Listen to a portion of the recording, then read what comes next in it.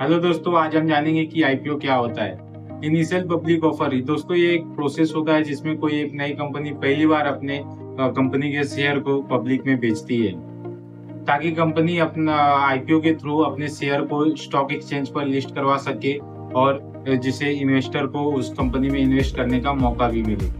IPO लाने के बहुत से फायदे भी होते हैं दोस्तों, जैसे कि फंड इकट्ठा करना, जिससे बहुत सारी कंपनियां जैसे कि कोई नया प्रोडक्ट लॉन्च करने के लिए, चाहे नई स्ट्रेटजी और नई सर्विस प्रोवाइड करने के लिए, चाहे बहुत सारी कंपनियां अपने एग्जिस्टिंग डेट को रिड्यूस करने के लिए और चुकाने के लिए, और दूसरे कंपनी में इन्वेस्ट करने के लिए और खरीदने के लिए कंपनियां आईपीओ लाती हैं, जिससे कि वो फंड रेज करके अपने फ्यूचर प्लान को एग्जीक्यूट कर सके।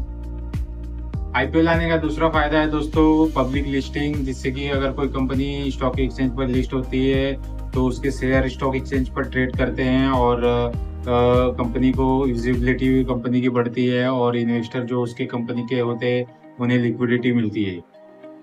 इन्वेस्टर को मौका भी मिलता है दोस्तों, जैसे कि मोस्ट ऑफ केस जैसे जो रिटेल इन्वेस्टर होते हैं वो बड़ी बड़ी कंपनियों में इन्वेस्ट करना चाहते हैं, बट वो उनकी पूंजी कम होने के कारण वो बड़ी कंपनियों में इन्वेस्ट नहीं कर पाते हैं। तो आईपीओ आने के बाद कंपनी वो आसानी से उस कंपनी में इन्वेस्ट कर सकते हैं, उन्हें एक मौका मिलता है अच्छी कंपनियों में इन्वेस्ट करने का।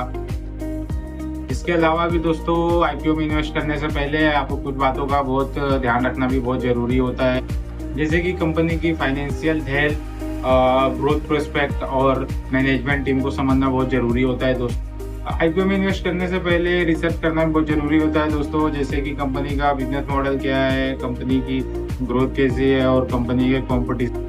आइए दोस्तों इसे हम एक एग्जांपल के तौर पे समझेंगे। तो हम एग्जांपल लेते हैं सीडीएसएल कंपनी का। जैसा कि आपको मालूम ही है, ये एक स्टॉक डिपोजिटरी कंपनी है जहां पर हमारा स्टॉक वहां पर डिपॉजिट रहता है।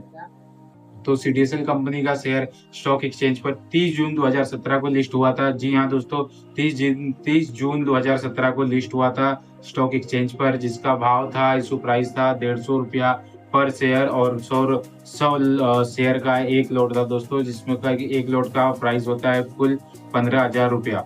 अगर आपको दोस्तों वो शेयर लॉट लगा होता और आप अभी तक आपने अगर उस लॉट को नहीं बेचा होता तो आपका कुल अभी तक वैल्यू होती थी 2,66,000 दोस्तों। जी हाँ, 2,66,000 दोस्तों। तो दोस्तों अगर आपको मेरा ये वीडियो अच्छा लगे तो इसे लाइक करें, सब्सक्राइब करें और कमेंट करें और ज़्यादा से ज़्यादा इस वीडियो को शेयर